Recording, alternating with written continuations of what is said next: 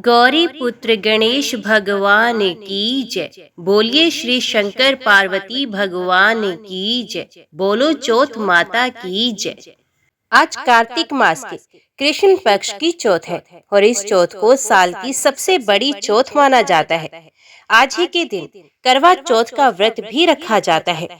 इस व्रत को करने से करवा माता अत्यंत प्रसन्न होती हैं और अति उत्तम फल प्रदान करती हैं।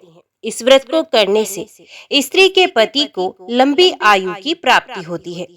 उनके सभी प्रकार के रोग और शोक दूर हो जाते हैं। इस व्रत के प्रभाव स्वरूप पति पत्नी का प्रेम स्थायी बना रहता है और उनका दाम्पत्य जीवन अत्यंत सुखी हो जाता है। इस व्रत के प्रभाव से उत्तम संतान की प्राप्ति होती है और इस प्रकार से वंश की वृद्धि होती है। इस व्रत को करने से धन धान्य विद्या बुद्धि आदि की भी प्राप्ति होती है। इस व्रत को करने से परिवार में सदैव सुख और शांति बनी रहती है। इस प्रकार से ये व्रत समस्त मनोकामनाएं पूरी करने वाला और अति उत्तम फल देने वाला माना गया है। तो आज मैं आपको सुना रही हूँ करवा चौथ की चारों संपूर्ण कथाएं, और इन कथाओं को सुनने के बाद चौथ माता की कथा को भी सुनेंगे तो आप लोग बड़ी ही श्रद्धा और प्रसन्नचित मन से भगवान श्री लक्ष्मी नारायण जी के चरणों का ध्यान करते हुए इन कथाओं को पूरा अवश्य सुनिए। एक साहूकार था जिसके 7 बेटे और एक बेटी थी। सातों भाई व बहन एक साथ बैठकर भोजन करते थे। एक दिन कार्तिक की चौथ का व्रत आया तो भाई बोला कि बहन आओ भोजन कर लें। तो बहन बोली कि आज करवा चौथ का व्रत है, चांद उगने पर ही मैं भोजन करूंगी। तब भाइयों ने सोचा कि चांद उगने तक बहन भूखी रहेगी, तो एक भाई ने दिया जलाया, दूसरे भाई ने छलनी लेकर उसे ढक दिया और नकली चांद दिखाकर बहन से कहने लगे कि चल चांद निकल आया है, अर्घ दे लो। तो बहन अपनी भाभियों से कहने लगी कि चलो अर्घ दे देते हैं। तो भाभियां बोली तुम्हारा चांद उगा होगा, हमारा चांद तो रात को ही उगेगा। बहन ने जब अकेले ही अर्घ दे दिया और खाने लगी तो पहले ही ग्रास में बाल आ गया और दूसरे ग्रास में कंकड़ आया और तीसरा ग्राह मुंह की ओर किया तो उसकी ससुराल से संदेश आ गया कि उसका पति बहुत बीमार है, जल्दी चलो। माँ ने जब लड़की को विदा किया तो कहा कि रास्ते में जो भी मिले उसके पांव लगना और जो कोई सुहाग का आशीर्वाद दे तो उसके पल्ले में गांठ लगाकर उसे कुछ रुपए दे देना। बहन जब भाइयों से विदा हुई तो रास्ते में जो भी मिला उसने यही आशीष दिया कि तुम सातों भाइयों की बहन हो, तुम्हारे भाई सुखी रहे और तुम उनका सुख देखो। सुहाग का आशीर्वाद किसी ने भी नहीं दिया। जब वे ससुराल पहुंची तो दरवाजे पर उसकी छोटी ननद खड़ी थी। वे उसके भी पांव लगी तो उसने कहा कि सुहागन रहो, सपूत हो। तो उसने ये सुनकर पल्ले में गांठ बांध ली और ननद को सोने का सिक्का दे दिया। तब भीतर चली गई तो सास ने कहा कि पति धरती पर पड़ा है, तो वे उसके पास जाकर उसकी सेवा करने के लिए वहीं पर बैठ गए। बाद में सास ने दासी के हाथ बची कुची रोटी भेज दी। इस प्रकार से समय बीतते बीतते मार्गशीर्ष की चौथ आ गई तो चौथ माता बोली करवा ले भाइयों की प्यारी करवा ले। लेकिन जब उसे चौथ माता नहीं दिखाई दी तो वे बोली हे माता, आपने मुझे उजाड़ा तो आप ही मेरा उद्धार करोगी, आपको मेरा सुहाग देना ही पड़ेगा। तब उस चौथ माता ने बताया कि पोष की चौथ आएगी, वे मेरे से बड़ी है, उसे ही सब कहना, वही तुम्हारा सुहाग वापस देगी। पोष की चौथ आकर चली गई, माघ की चली गई, फाल्गुन की चौथ आकर भी चली गई, चैत्र वैशाख ज्येष्ठ आषाढ़ और सावन भादों की सभी चौथ आई और यही कहकर आगे चली गई कि आगे वाली को कहना। अश्विन की चौथ आई तो उसने बताया कि तुम पर कार्तिक की चौथ नाराज है, उसी ने तुम्हारा सुहाग लिया है, वही वापस कर सकती है। वही आएगी तो उनके पांव पकड़कर विनती करना, ये बताकर वे भी चले गए। जब कार्तिक की चौथ आई तो वे गुस्से में बोली, भाइयों की प्यारी करवा ले, दिन में चांद उगाने करवा ले, व्रत खंडन करने वाली करवा ले, भूखी करवा ले। तो ये सुनकर वे चौथ माता को देखकर उनके पांव पकड़कर गिड़गिड़ाकर रोने लगी। हे चौथ माता, मेरा सुहाग तुम्हारे हाथों में है, आप ही मुझे सुहागन करें। तो माता बोली, पापन हत्यारन, मेरे पांव पकड़कर क्यों बैठ गए? तब बहन बोली कि जो मुझसे भूल हुई उसे क्षमा कर दो, अब भूल नहीं करूंगी। तो चौथ माता ने प्रसन्न होकर आंखों से काजल, नाखूनों में से मेहंदी और टीके में से रोली लेकर छोटी उंगली से उसके आदमी पर छींटा दे दिया। तो वे उठकर बैठ गया और बोला कि आज मैं बहुत सोया। वे बोली, क्या सोया? मुझे तो 12 महीने हो गए, अब जाकर चौथ माता ने मेरा सुहाग लौटाया है। तब उसने कहा कि जल्दी से माता का पूजन करो। जब चौथ माता की कहानी सुनी, करवा पूजन किया तो प्रसाद खाकर दोनों पति पत्नी चौपड़ खेलने लगे। नीचे से दासी आई, उसने उन दोनों को चौपड़ पासे से खेलते देखा तो उसने सास जी को जाकर बताया। तब से सारे गांव में ये प्रसिद्धि होती गई कि सब स्त्रियां चौथ का व्रत करें तो सुहाग अटल रहेगा। जिस तरह से शाहूकार की बेटी को सुहाग मिला, उसी तरह से चौथ माता सबको सुहागन रखे। यही करवा चौथ के उपवास की सनातन महिमा है।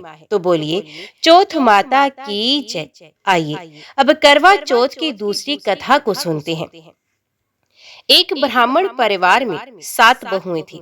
6 बहुओं के मायके वाले बहुत अमीर थे, इस कारण ससुराल में उनका बड़ा मान था। परंतु छोटी बहू के मायके में कोई नहीं था। वे घर का सारा काम काज करती, सबकी सेवा भी करती, पर कोई भी उससे प्यार नहीं करता था। सभी दुत्कारते रहते थे।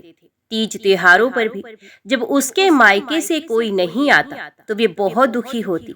हर वर्ष की तरह इस वर्ष भी करवा चौथ का व्रत आया। अन्य बहुओं के मायके से उनके भाई करवा लेकर आए, पर छोटी बहू के मायके में यदि कोई होता तो करवा लाता। सास भी छोटी को खरी खोटी सुना रही थी। वे दुखी होकर घर से निकल पड़ी और जंगल में जाकर रोने लगी। एक नाग बहुत देर से उसका रोना सुनता रहा। अंत में वे अपने बिल से निकल कर आया तथा छोटी बहू से पूछने लगा, बेटी क्या बात है, तुम रो क्यों रही हो? छोटी बहू बोली, आज करवा चौथ है, मेरा कोई भाई नहीं। यदि कोई भाई होता तो आज जरूर करवा लेकर आता। नाग को छोटी बहू पर दया आ गई। नाग ने कहा, बेटी तुम घर चलो, मैं अभी करवा लेकर आता हूँ। थोड़ी देर बाद ससुराल पहुंचा। ससुराल वाले इतना सामान देखकर चकित हो गए। सास भी प्रसन्न हो गई। सास ने प्रसन्न मन से छोटी बहू को नाग देवता के साथ भेज दिया।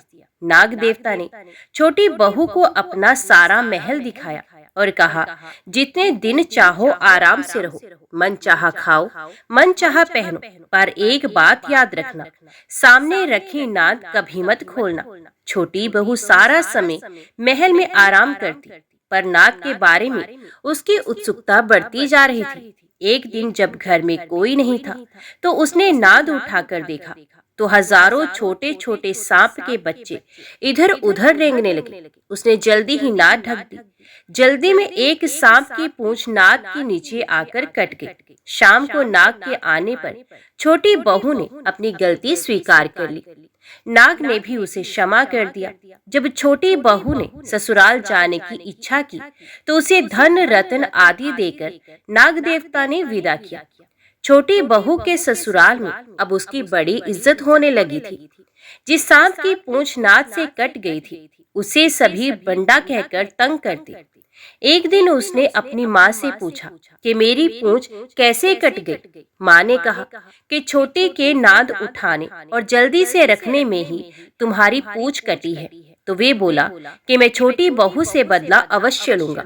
माँ के बहुत समझाने पर भी वे एक दिन चुपचाप छोटी बहू के घर जाकर छुप गया और मौका पाकर उसे काटने की सोचने लगा। वहाँ छोटी बहू और उसकी सास में किसी बात पर बहस हो रही थी तो छोटी बहू कसम खा खाकर कह रही थी कि मैंने ऐसा नहीं किया। वे कह रही थी कि मुझे बंडा भैया से प्यारा कोई नहीं है। उन्हीं की कसम खाकर कहती हूँ कि मैंने ऐसा नहीं किया। बंडा ने जब सुना तो सोचने लगा कि मुझसे इतना प्यार करती है, मैं उसे ही काटने आया हूँ। वे चुपचाप घर चला गया। माँ ने पूछा, ले आए बहन से बदला? तो वे कहने लगा, माँ, बहन से कैसा बदला? तभी से बंडा भाई अपनी बहन के लिए प्रति वर्ष चौथ के दिन करवा लेकर जाता है। वह बहन बड़े प्यार से करवा चौथ का व्रत करती है। तो बोलिए, चौथ माता की जय। आइए अब करवा चौथ की तीसरी कहानी सुनते हैं। अति प्राचीन काल की बात है। एक बार पांडु पुत्र अर्जुन तप करने के लिए नीलगिरी पर्वत पर चले गए थे। इधर पांडवों पर अनेक मुसीबतें पहले से ही थी। इससे द्रौपदी ने शोक विवल होकर कृष्ण जी की आराधना की। कृष्ण उपस्थित हुए और पूछा, कहो क्या कष्ट है तुम्हें? प्रभु, द्रौपदी ने हाथ जोड़कर कहा, मुझे क्या कष्ट है? आप तो स्वयं जानते हैं, आप तो अंतर्यामी हैं। मुझे कष्टों के बोझ ने विवल कर दिया है। क्या कोई ऐसा उपाय भी है जिससे इन कष्टों से छुटकारा मिल सके? तुम्हारा प्रश्न अति उत्तम है। द्रौपदी कृष्ण जी ने मुस्कुराकर बोला, प्रभु, फिर मुझ दुखी नारी का कष्ट दूर करने का कोई उपाय बताइए। द्रौपदी ने ये प्रश्न कृष्ण जी से पूछा। यही प्रश्न एक बार पार्वती जी ने शिवजी भगवान से किया था। तब श्री शिवजी ने करवा चौथ के व्रत का विधान बताया था। द्रौपदी कहती है, हे श्री कृष्ण, फिर मुझे भी करवा चौथ की जानकारी दीजिए, उसकी क्या कथा है? तब भगवान कृष्ण जी ने एक पल सोचने के बाद कहा, दुख सुख जो सांसारिक माना जाता है, प्राणी उसमें सदा ही लिप्त रहता है। मैं तुम्हें अति उत्तम करवा चौथ व्रत की कथा सुनाता हूँ, इसे ध्यान से सुनो। प्राचीन काल में गुणी विद्वान धर्मपरायण एक ब्राह्मण रहता था। उसके 4 पुत्र तथा एक गुणवती सुशील पुत्री थी। पुत्री ने विवाहित होकर चतुर्थी का व्रत किया, किंतु चंद्र उदय से पूर्व ही उसे भूख ने बाध्य कर दिया। इससे उसके स्नेही दयालु भाई ने छल से पीपल की आड़ में कृत्रिम चंद्रमा बनाकर दिखा दिया। लड़की ने अर्घ देकर भोजन कर लिया। भोजन करते ही उसके पति की हृदय गति बंद हो गई। इससे दुखी हो उसने अन्न जल का त्याग कर दिया। उसी रात्रि में इंद्राणी भू विचरण करने के लिए आई। ब्राह्मण पुत्री ने उससे अपने दुख का कारण पूछा। इंद्राणी ने बताया, तुम्हें करवा चौथ व्रत में चौथ दर्शन से पूर्व भोजन कर लेने से ये कष्ट मिला है। तब उस लड़की ने अंजलि बांधकर विनय की कि इससे मुक्त होने का कोई उपाय बताइए। इस पर इंद्राणी ने कहा, यदि तुम विधि पूर्वक अगली करवा चौथ का व्रत करो तो तुम्हारे पति पुनर्जीवित हो जाएंगे। कन्या ने ऐसा करने का वचन दिया तो उसका पति स्वस्थ हो गया। इस पर उस कन्या ने वर्ष भर प्रत्येक चतुर्थी का व्रत किया और अनंत अखंड सुहाग प्राप्त किया। श्री कृष्ण जी ने कहा, हे द्रौपदी, यदि तुम इस व्रत को करोगी तो तुम्हारे सभी संकट कट जाएंगे। इस प्रकार द्रौपदी ने ये व्रत किया और पांडव सभी क्षेत्र में विजयी हुए। इस प्रकार सौभाग्य, पुत्र पौत्र आदि और धन्य धान की इच्छुक स्त्रियों को ये व्रत विधि पूर्वक करना चाहिए। इस व्रत में भगवान शंकर की आरती की जाती है और चौथ माता की भी आरती की जाती है। साथ ही साथ भगवान गणेश की भी आरती की जाती है। तो बोलो, चौथ माता की जय। आइए अब करवा चौथ की चौथी कथा को सुनते हैं।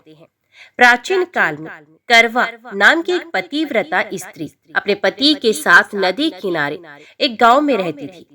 कार्तिक मास के कृष्ण पक्ष की चौथ के दिन उसका पति नदी में स्नान करने के लिए गया। स्नान करते समय एक मगर ने उसका पैर पकड़ लिया। वह करवा करवा नाम लेकर जोर जोर से अपनी पत्नी को पुकारने लगा।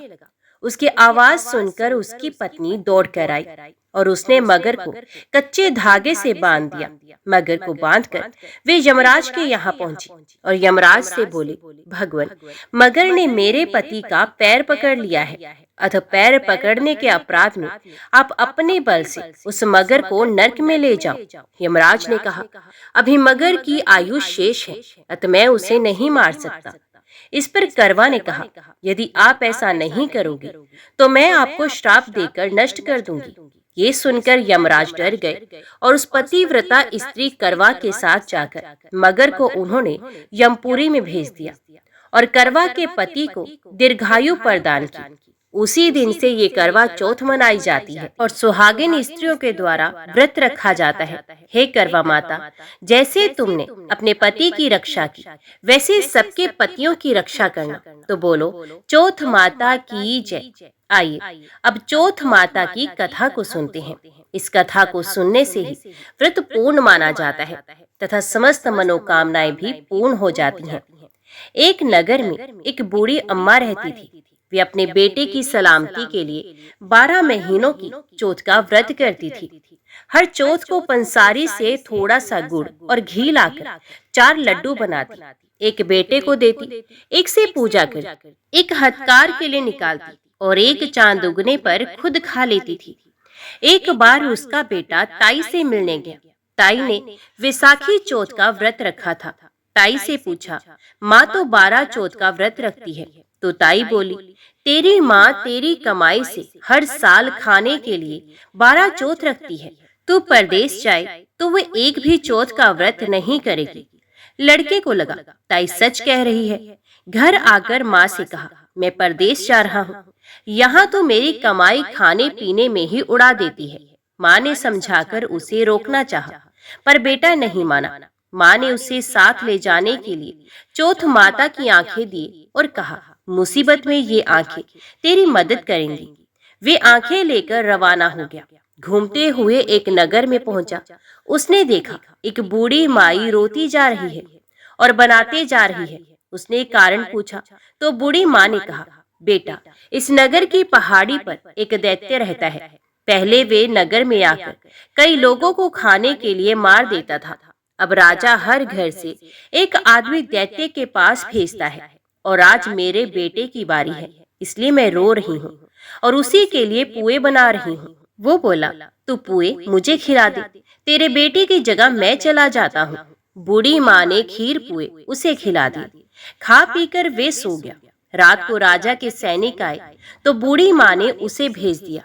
दैत्य के सामने पहुंचने पर उसने चौथ माता की आंखें दैत्य की तरफ फेंककर कहा, हे चौथ माता, यदि मेरी माँ मेरी सलामती के लिए व्रत करती है तो दैत्य का सर कटकर गिर जाए। फिर तुरंत दैत्य का सर कट गया। लड़का वापस आ गया। राजा ने उसे उपहार देकर विदा किया। चलते चलते वे एक दूसरे राजा के नगर में पहुंचा। इस राज्य में आवा तभी पकता था जब एक इंसान की बलि दी जाती थी। सिपाहियों ने उसे पकड़कर आवे में चुन दिया। लड़के ने आंखें आवे में डाला और कहा, हे चौथ माता, यदि मेरी माँ मेरे लिए व्रत करती है तो आवा मेरे लिए बलि लिए बिना ही झट से पक जाए। ऐसा कहते ही आवा तुरंत पक गया। आवे में से मिट्टी की जगह सोने चांदी के बर्तन निकले। अंदर से लड़का बोला, बर्तन धीरे धीरे निकालना, मुझे लग ना जाए।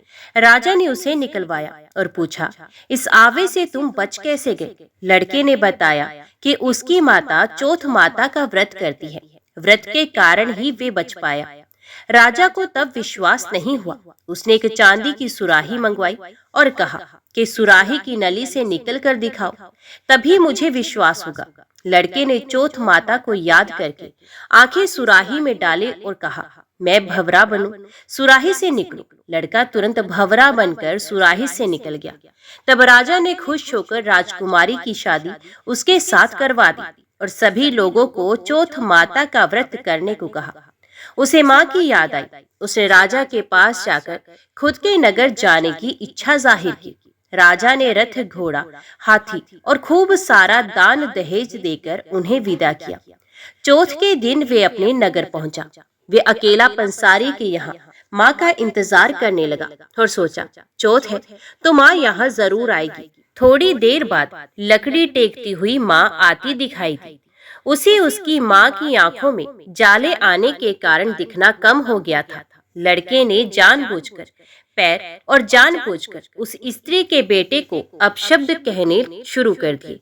माँ ने उसे नहीं पहचाना था और कहने लगी, भैया मुझे चाहे जितनी मर्जी गाली दे, पर मेरे बेटे को कुछ मत कहना। ये सुनते ही बेटा माँ के चरणों में गिर पड़ा और कहा, माँ, मैं तेरा ही बेटा हूँ, मुझे माफ कर दो। तब माँ ने उसे गले लगा लिया। नगर के लोगों ने विश्वास नहीं किया कि वे उसी का बेटा है। बूढ़ी माँ ने चौथ माता को याद करके कहा, हे चौथ माता, यदि मैं अपने बेटे के लिए व्रत करती हूँ तो मेरे स्तन में दूध भर जाए और उसकी धार मेरे बेटे के मुख में गिरे। माँ के स्तनों से दूध की धार निकलकर बेटे के मुंह में गिरने लगी। सभी लोग चौथ माता की जय जयकार करने लगे। उस नगर के सभी लोग चौथ माता का व्रत करने लगे। हे चौथ माता, जैसे बूढ़ी माँ और उसके बेटे की सहायता की, वैसे हमारी भी करना। कहानी कहने, सुनने और हुंकारा भरने वालों पर अपनी कृपा करना।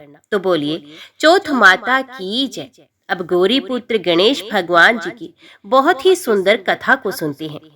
एक बार गणेश जी एक लड़के का वेश धरकर नगर में घूमने निकले। उन्होंने अपने साथ में चुटकी भर चावल और चुल्लू भर दूध ले लिया। नगर में घूमते हुए जो भी मिल जाए उसे खीर बनाने का आग्रह करते थे। बोलते, माई खीर बना दे। लोग सुनकर हंसते। बहुत समय तक घूमते रहे मगर कोई भी खीर बनाने को तैयार नहीं हुआ।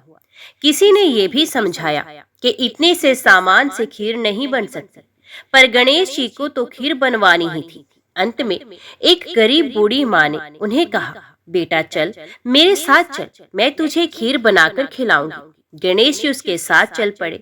बूढ़ी अम्मा ने उनसे चावल और दूध लेकर एक बर्तन में उबलने के लिए चढ़ा दिया। दूध में ऐसा उफान आया कि बर्तन छोटा पड़ने लगा।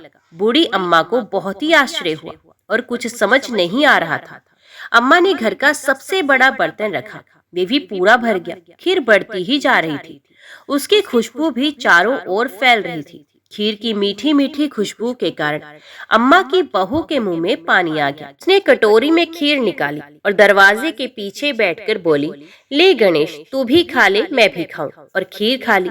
बूढ़ी अम्मा ने बाहर बैठे गणेश जी को आवाज लगाई, बेटा तेरी खीर तैयार है, आकर खा ले। तब गणेश जी बोले, अम्मा तेरी बहू ने तो भोग लगा ही लिया, मेरा भी पेट भर गया, खीर तो गांव वालों को खिला दे। बूढ़ी अम्मा ने गांव वालों को निमंत्रण देने गई। सब हंस रहे थे। अम्मा के पास तो खुद के खाने के लिए कुछ है नहीं, पता नहीं गांव वालों को कैसे खिलाएगी, पर फिर भी सब आए। बूढ़ी अम्मा ने सबको पेट भरकर खीर खिलाई। ऐसी स्वादिष्ट खीर थी, उन सभी ने आज तक नहीं खाई थी। सभी ने तृप्त होकर खीर खाई, लेकिन फिर भी खीर खत्म नहीं हुई, भंडारा भरा ही रहा।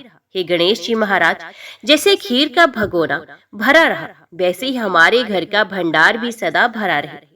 बोलिए गणेश जी महाराज जी की जय। बोलिए श्री शंकर पार्वती भगवान की जय। अब गणेश चतुर्थी की व्रत कथा को सुनते हैं। एक बार महादेव जी पार्वती जी सहित नर्मदा के तट पर गए। वहां एक सुंदर स्थान पर पार्वती जी ने महादेव जी के साथ चौपड़ खेलने की इच्छा व्यक्त की।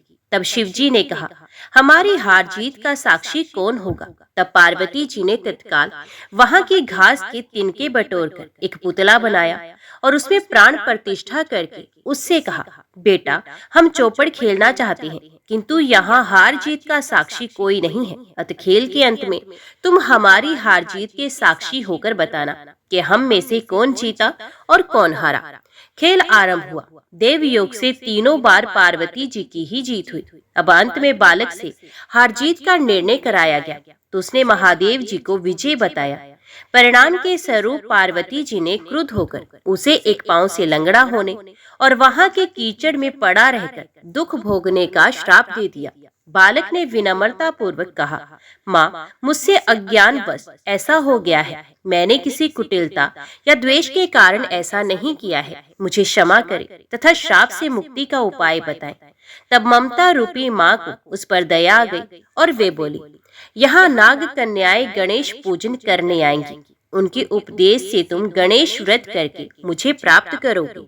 इतना कहकर वे कैलाश पर्वत पर चली गई। एक वर्ष बाद वहां सावन में नाग कन्याएं गणेश पूजन के लिए आई। नाग कन्याओं ने गणेश व्रत करके उस बालक को भी व्रत की विधि बताई। तत्पश्चात बालक ने 12 दिन तक श्री गणेश जी का व्रत किया। तब गणेश जी ने उसे दर्शन देकर कहा, मैं तुम्हारे व्रत से प्रसन्न हूँ, मनोवांछित वर मांगो। बालक बोला, भगवान, मेरे पाँव में इतनी शक्ति दे दो कि मैं कैलाश पर्वत पर अपने माता पिता के पास पहुंच सकूं और वे मुझ पर प्रसन्न हो जाएं। गणेश जी तथास्तु कहकर अंतर ध्यान हो गए। बालक भगवान शिव के चरणों में पहुंच गया। शिव जी ने उससे वहां तक पहुंचने के साधन के बारे में पूछा। तब बालक ने सारी कथा शिव जी को सुना दी। उधर उसी दिन से अप्रसन्न होकर पार्वती जी शिव जी से विमुख हो गई थी। तदुपरांत भगवान शंकर ने भी बालक की तरह 21 दिन पर्यंत श्री गणेश जी का व्रत किया, जिसके प्रभाव से पार्वती जी के मन में स्वयं महादेव जी से मिलने की इच्छा जागृत हुई और वे शीघ्र ही कैलाश पर्वत पर जा पहुंची। वहां पहुंचकर पार्वती जी ने शिव जी से पूछा, भगवान, आपने ऐसा कौन सा उपाय किया जिसके फलस्वरूप मैं आपके पास भागी भागी आ गई हूँ। शिव जी ने गणेश व्रत का इतिहास उनसे कह दिया। तब पार्वती जी ने अपने पुत्र कार्तिकेय से मिलने की इच्छा से 21 दिन पर्यंत 21 की संख्या में दुर्वा पुष्प तथा लड्डुओं से गणेश जी का पूजन किया। 21वें दिन कार्तिकेय स्वयं ही पार्वती जी से आ मिले। उन्होंने भी माँ के मुख से इस व्रत का महात्म्य सुनकर व्रत किया। कार्तिकेय जी ने यही व्रत विश्वामित्र जी को बताया। विश्वामित्र जी ने व्रत करके गणेश जी से जन्म से मुक्त होकर ब्रह्म ऋषि होने का वर मांगा। गणेश जी ने उनकी मनोकामना पूर्ण की। ऐसे हैं श्री गणेश जी, जो सबकी कामनाएं पूर्ण करते हैं। आइए अब मनोकामनाओं को पूरी करने वाली गणेश चतुर्थी की दूसरी कथा को सुनते हैं।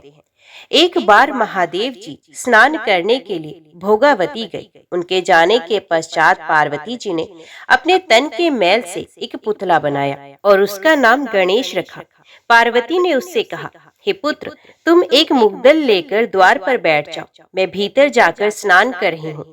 जब तक मैं स्नान करके ना लौटूं, तब तक तुम किसी भी पुरुष को भीतर मत आने देना। भोगावती में स्नान करने के बाद जब भगवान शिव जी आए तो गणेश जी उन्हें द्वार पर रोक लिया। इसे शिव जी ने अपना अपमान समझा और क्रोधित होकर उनका सर धड़ से अलग करके भीतर चले गए। पार्वती जी ने उन्हें नाराज देकर समझा कि भोजन में विलंब होने के कारण महादेव जी नाराज हैं, इसलिए उन्होंने तत्काल 2 थालियों में भोजन परोसकर शिव जी को बुलाया। तब दूसरी थाल देखकर तनिक आश्चर्यचकित होकर शिव जी ने पूछा, ये दूसरी थाल किसके लिए है? पार्वती जी बोली, पुत्र गणेश के लिए, जो बाहर द्वार पर पहरा दे रहे हैं। ये सुनकर शिव जी और अधिक आश्चर्यचकित हुए।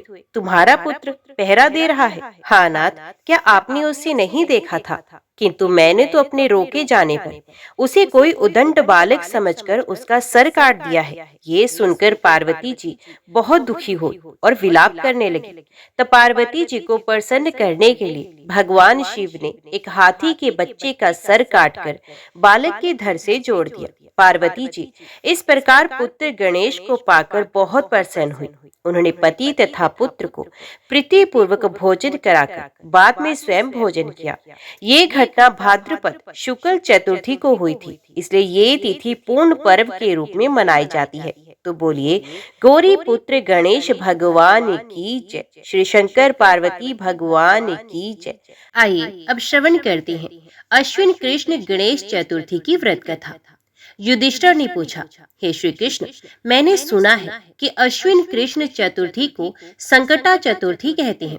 उस दिन किस भांति गणेश जी की पूजा करनी चाहिए? हे जगदीश्वर, आप कृपा करके मुझसे विस्तार पूर्वक कहिए। श्री कृष्ण जी ने उत्तर में कहा कि प्राचीन काल में यही प्रश्न पार्वती जी ने गणेश जी से किया था कि हे देव, अश्विन मास में किस प्रकार गणेश जी की पूजा की जाती है, उसके करने का क्या फल होता है, मेरी जानने की इच्छा है। ये सुनकर हंसते हुए गणेश जी ने कहा, हे माता, सिद्धि की कामना रखने वाले व्यक्ति को चाहिए कि अश्विन में कृष्ण नामक गणेश की पूजा पूर्वोक्त विधि से करे। इस दिन भोजन न करे तथा क्रोध, पाखंड, लोभ आदि का परित्याग करके गणेश जी के स्वरूप का ध्यान करते हुए पूजन करे। अश्विन कृष्ण चतुर्थी का व्रत संकट नाशक है। इस दिन हल्दी और दूब का हवन करने से सप्त द्वीप वाली पृथ्वी का राज प्राप्त होता है। एक समय की बात है, कि बाणासुर की कन्या उषा ने सुषुप्त अवस्था में अनिरुद्ध का स्वप्न देखा। अनिरुद्ध के वीरे से वे इतनी कामासक्त हो गई कि उसके चित्त को किसी भी प्रकार से शांति नहीं मिल रही थी। उसने अपनी सहेली चित्रलेखा से त्रिभुवन के संपूर्ण प्राणियों के चित्र बनवाए।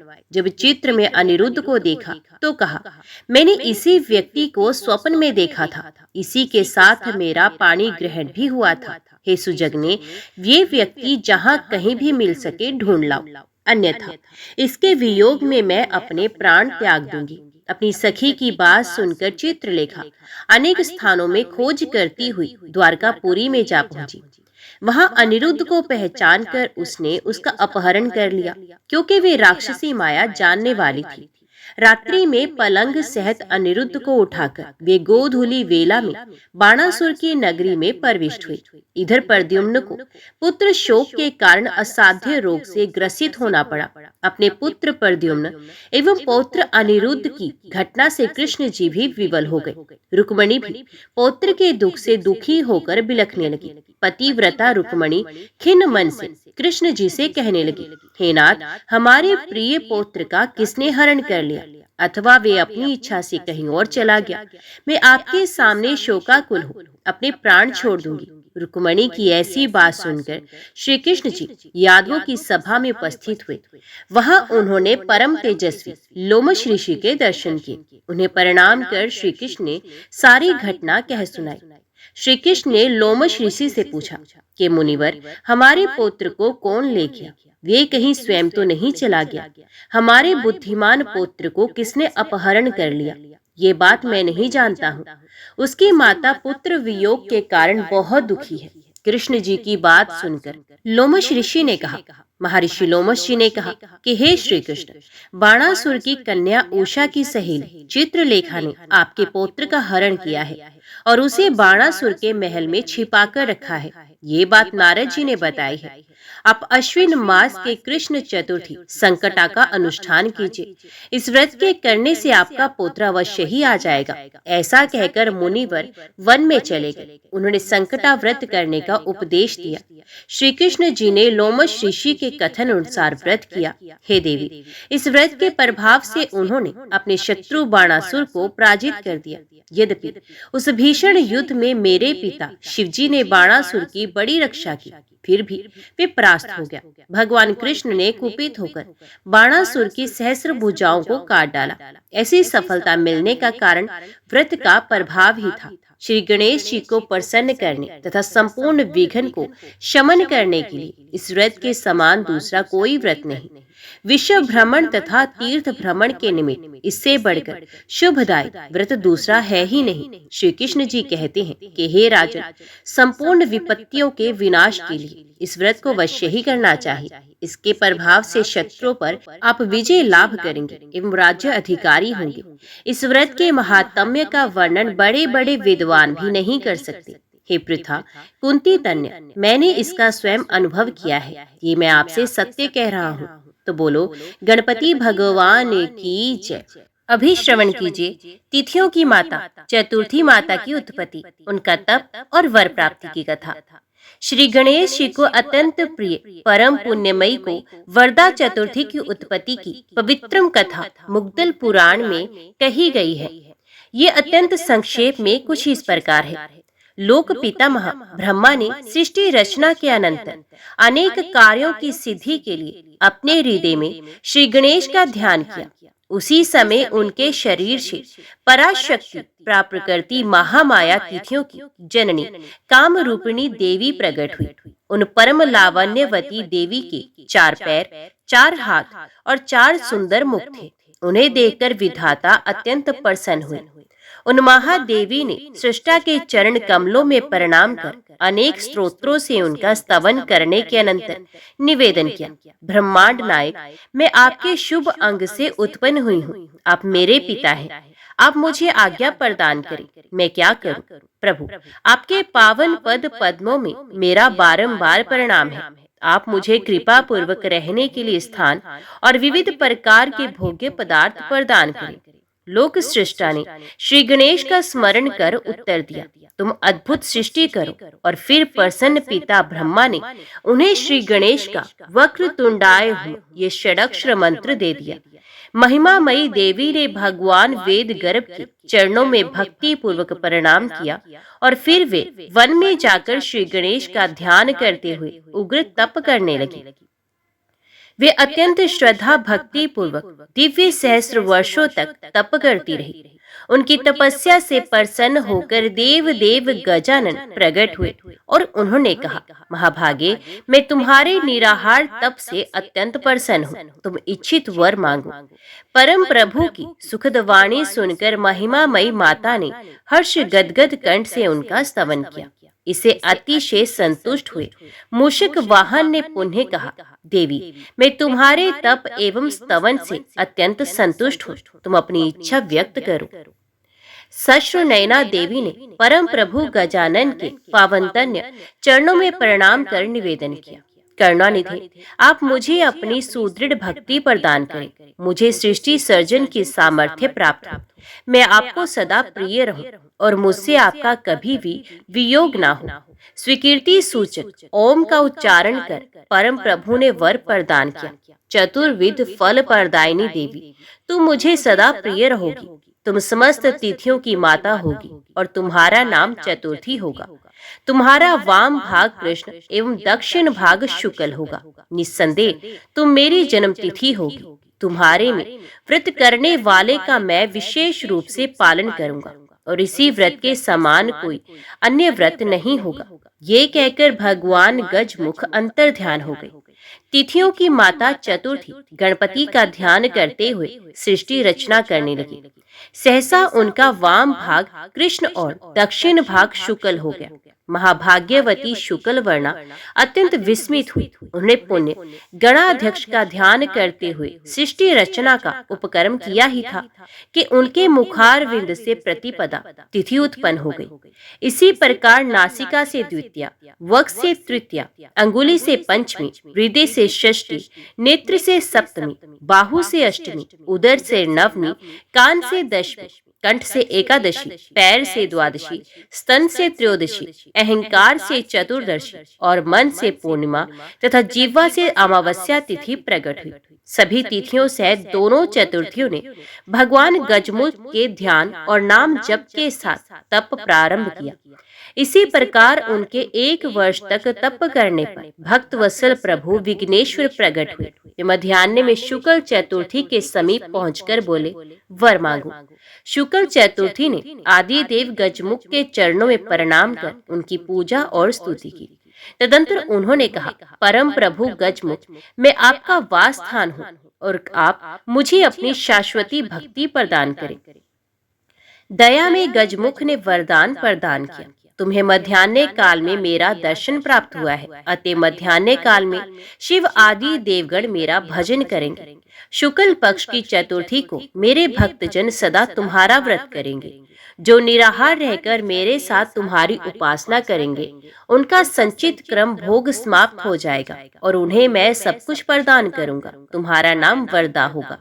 इतना कहकर श्री गणेश अंतर ध्यान हो गए और भगवती शुक्ल चतुर्थी का वरदा नाम प्रख्यात हुआ। वे श्री गणेश को अत्यंत प्रिय है।